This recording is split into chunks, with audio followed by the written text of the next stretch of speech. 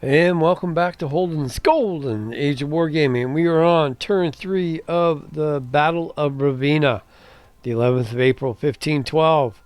And we are playing the variant scenario where the Spanish and Papal forces are not sitting here up against the creek. We are offering open field battle against the French and the Ravenna forces. I'm assuming that these guys, because they're a little bit different color, they must be the Ravenna forces. Yeah. In this video, we're going to do our turn 3, and this is where I'm really going to start doing some guessing. So, and here's the very first thing, and that is, once again, how to handle combat in this game. So I have my arquebus and sword guys here in line, ready to fire. But what's going to happen is these guys here, which almost look like they're crossbowmen, but there's like 400 of them, and there's, let's see, hit the tab key here. There's 400 of us. So they're going to come down. They're going to get to attack us first. And in behind, I don't know what these guys are. I don't know. I mean, those pictures don't show me what they are, really. I know they're infantry. That's all I know. I think these guys are crossbowmen. Anyways, so I have my arquebus and swordsmen ready here, but they're not really effective firing their arquebuses unless the enemy's 1 hex away. But these guys are going to get to come down and slam into me and attack me first. As far as I can tell. So, and one of the things about this game that I really haven't wrapped my head around is these light troops right here, these sword guys. Now, I can take them and I can break them up into skirmishers. So, with what little knowledge I have, it seems to me that the purpose of skirmishers is to prevent the enemy from coming down and slamming into my arquebus troops. So would it not be prudent to break off some 50 men out of this and put them here in front of my arquebuses so they have to come down and attack them first? And then the skirmishers move back, and then I get to fire with my arquebuses. Does that make sense? I just don't know. You know, I'm not totally, but that's what I'm gonna do. I guess the only way to learn is by doing. And then, of course, the reason why I do these video series for now, hopefully someday, is to show my expertise. But for now, what I'm doing these video series for is so that, hey, if you know how to play these games really well, by all means, tell me, hey, Holden, you're screwing up, man. You're getting that totally wrong. By all means, let me know. Lay it on me, because I really would like to learn how to play these games quite well before I humiliate myself in a play by email against an actual human opponent. All right, so I'm going to take this infantry here, and I'm going to go up to command. And I'm going to go to, I guess, Control S. Let's just do the shortcut. So I'm going to highlight them and Control S. And there we go. We got 50 men. We got a skirmisher line here. And we're going to move them up here and here. So I'm going to put them right in front. So these guys have to come down and attack them first. Is that how you use skirmishers? I don't know. I'm not going to know until I see what happens, I guess. Meanwhile, these guys are all ready to go.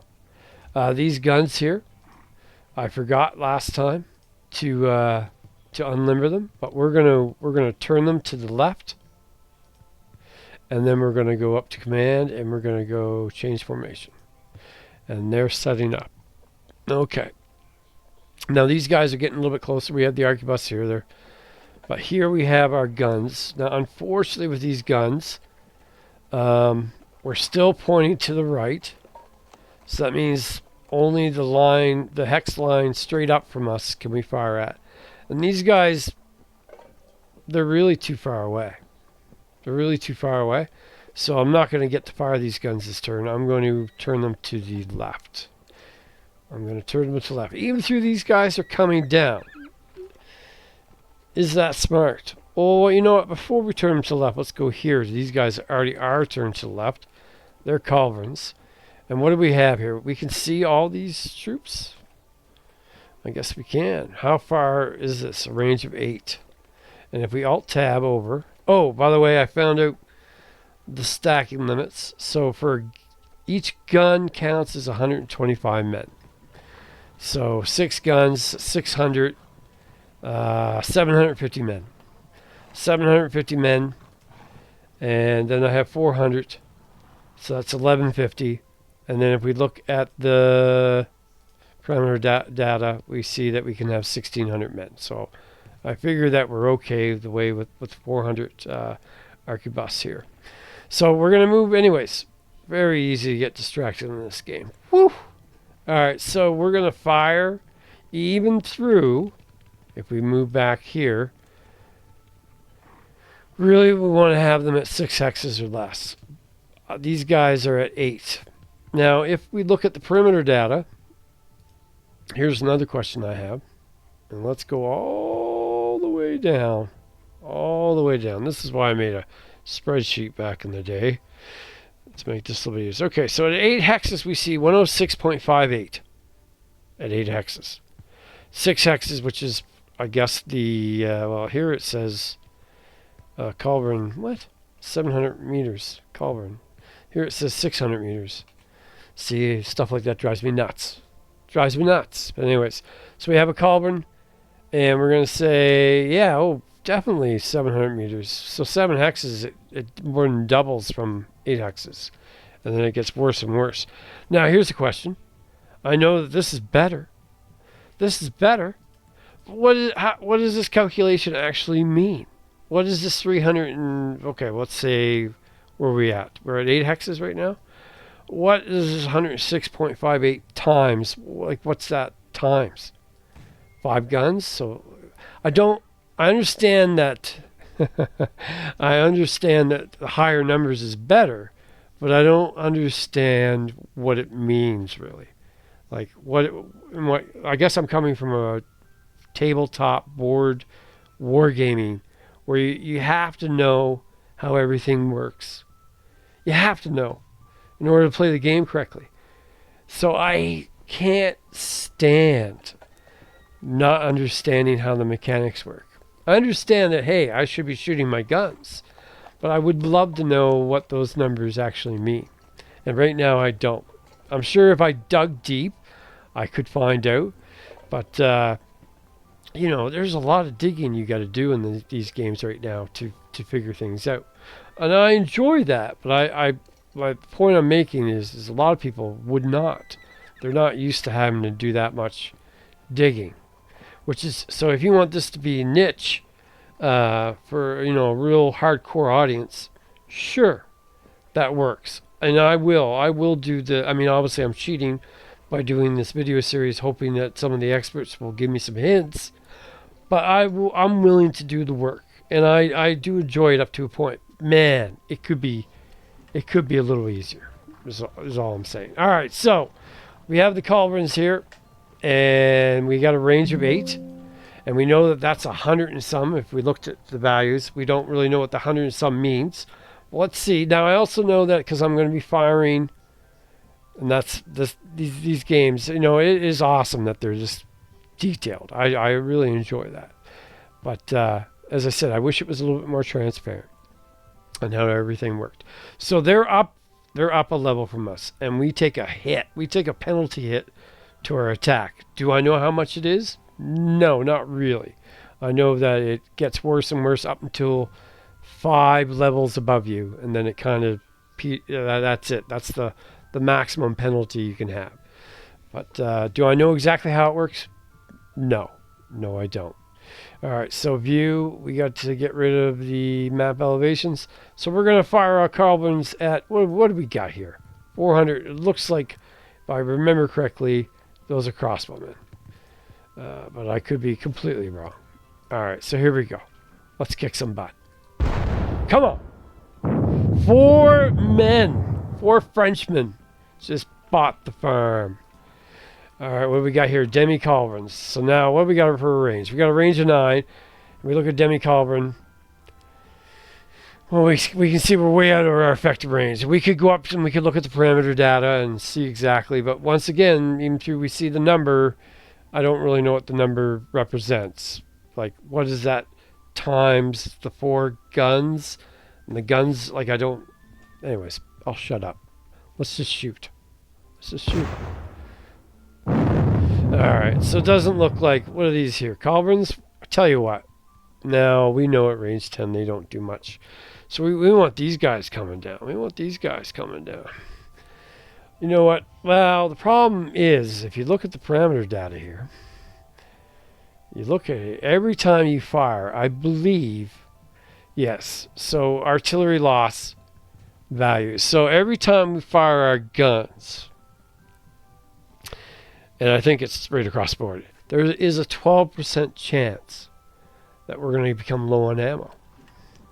And if we're low on ammo, we need one of these little supply wagons to be within 6 hexes of us, and they'll restock our ammo. But there's really not much point in firing if we know we're not going to do much damage, right? I don't want to take that 12% chance to run low on ammo for a no effect. So I'm going to just hold off once again. No more firing. Now, we have our skirmishers out front. We have these guys.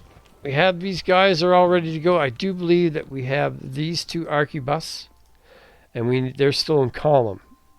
We don't want that. So we're going to go Control C to change them to line. All right. Now, are they facing the right way? They're right now facing this way. This hex and this hex is in their zone of control. So I don't see much point in changing it to the other way and having these 2 hexes in their zone of control.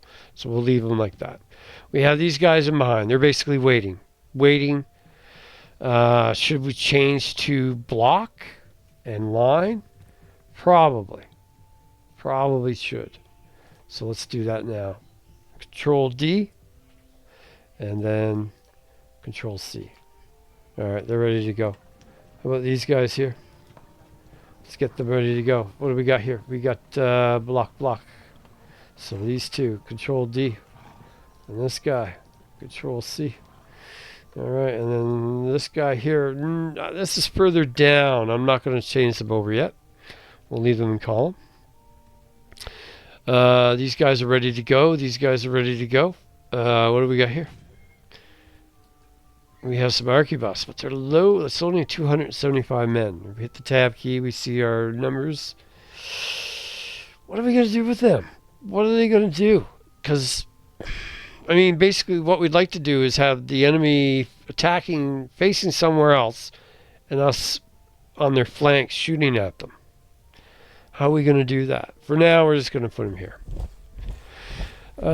We have some more pike and swordsmen, but for now, we're just going to move them up here. Oops. We're just going to move them up here. I wish my guns would do more than what happened there. I'm not very happy. Now, there is a way. I'm already getting confused. What has moved? View.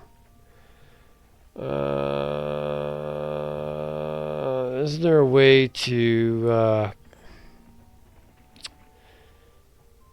view your units that have moved? Oh, I know there is. Right? Am I wrong? Oh, I think it's just a button, isn't it? Is it a highlight? Yeah, it's a highlight. So, move units. Fired units. You can only do one at a time. Okay. Move units. What else we got here? Fixed, attached, disordered. Okay. All right. We have another 400 arquebus here, but they're not armed with swords. And what does that mean? Well, arquebus swords, they have a 10% defense modifier in melee. I believe that is. I think they have exactly the same. But you notice that if they don't have the swords with them, they're just arquebus, Now all of a sudden they have huge penalties. Minus 50% for attacking in melee, and minus 25% defense in melee. So we do not want our just pure arquebus troops to get caught in melee. And that's exactly what these guys are. They're just good old arquebus. So once again, we really want these guys to... now we only have 200... We have an arquebus sword here, but it's in line. So we can't just move up and call them. It almost feels like we should put them there. Wait a minute. Let's go Q. Okay, so he's the commander. Okay. Alright, so we're going to move up. Like that. We're going to switch to line before we move in there. And then we're going to move in. So now we got 600 men sitting there. Now this is their leader. So he has to come up. We'll put him there for now. And these guys are our heavy cavalry that are armed with lances. And then we also, our divisional commander also has lancers. So they're basically waiting for an opportunity to arise. We could, this guy does have his own commander. We could take him over here and come around. But I think what we'll do is if they break through the line or something, we can use these guys to charge in. Once again, I'm just guessing. Don't think I'm an expert by any means. So over here, 1, 2, 3, 4, 5. Okay, so we're going to move up there. Now, I believe that supply wagon, 1, 2, 3, 4, 5, it basically can resupply anything in this area. And then we're going to move these guys here. And move these guys up here. And I think we pretty much got everything covered with our supply wagons. Our army commander. What are we going to do with him? I mean, he's fine. Now, of course, your commanders do give a bonus to the units they're with. But I don't really want to risk him. So he's just kind of going to hang out. We'll put him up here. Put him up there. And these guys are going to continue on their merry little way to the end of the line.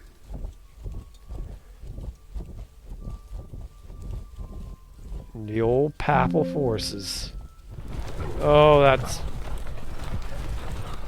that was great. And that's why you got to be careful in this game. Got to be careful that you don't accidentally click your heavy cavalry into a marsh. Hopefully we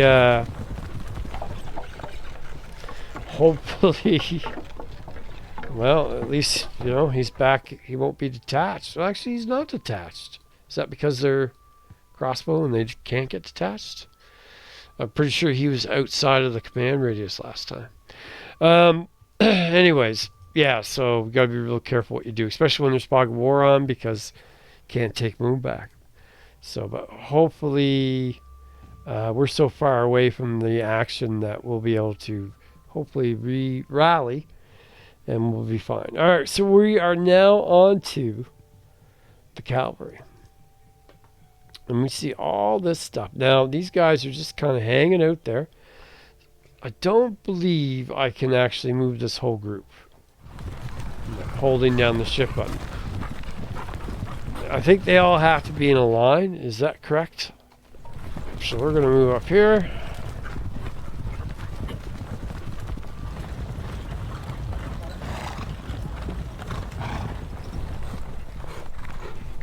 Oh yeah. We're motoring. I think the dragoons are, dude, they're pretty good. We're outside the marsh now. Let's zoom out. Yeah, I mean, we basically just want to move straight up.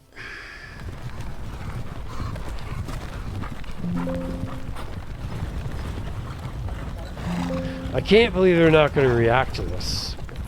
Okay, that's as far as you can go. I can't believe they're not going to react to this.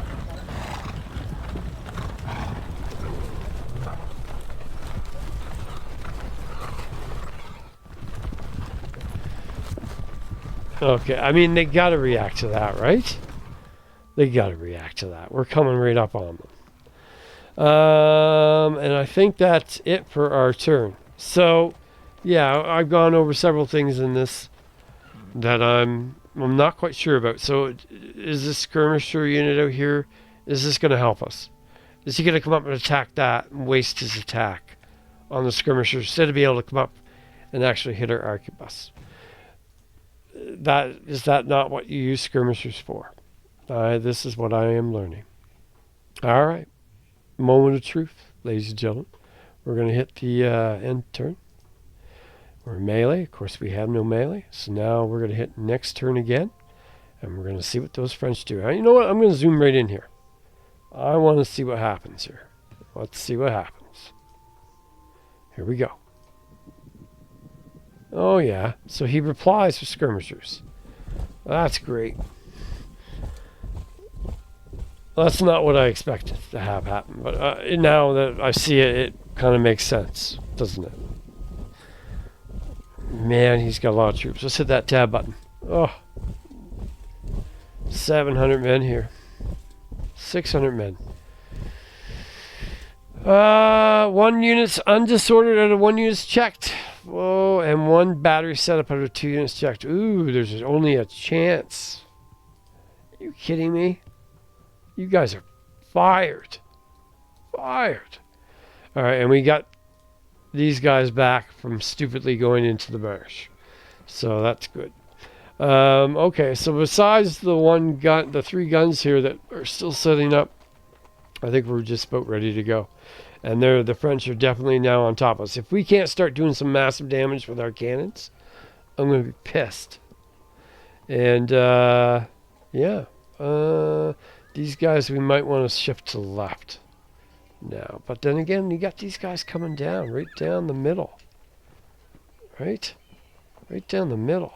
It's range of 6. That's getting to a nice range for a demi-culverin. Well, not quite. If it was a culverin, it would be better. But yeah, that is one thing that I'd love to know. What does this mean? What does this mean? Well, we've got to go way down. I mean, there's a lot of information.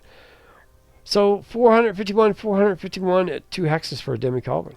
451 what? What does that mean? I understand that 451 is better than 352. But what is this being multiplied by? Or is it obviously the guns, right? But then I don't understand how that works for like how it is going to determine how many men get killed when I shoot the cannon at them. Like how many chances? So if anyone could answer that question, that'd be muchly appreciated. Anyways, that is it for turn 3. We're pretty much done the. You know what? He still hasn't moved here. Still hasn't moved. But anyways, for this part over here in the battlefield, we are pretty much at the point where we're now going to get into the nitty gritty of it. So starting next turn, we'll see what we can do to kill some Frenchmen. Until then, take care, everybody, and have a great day.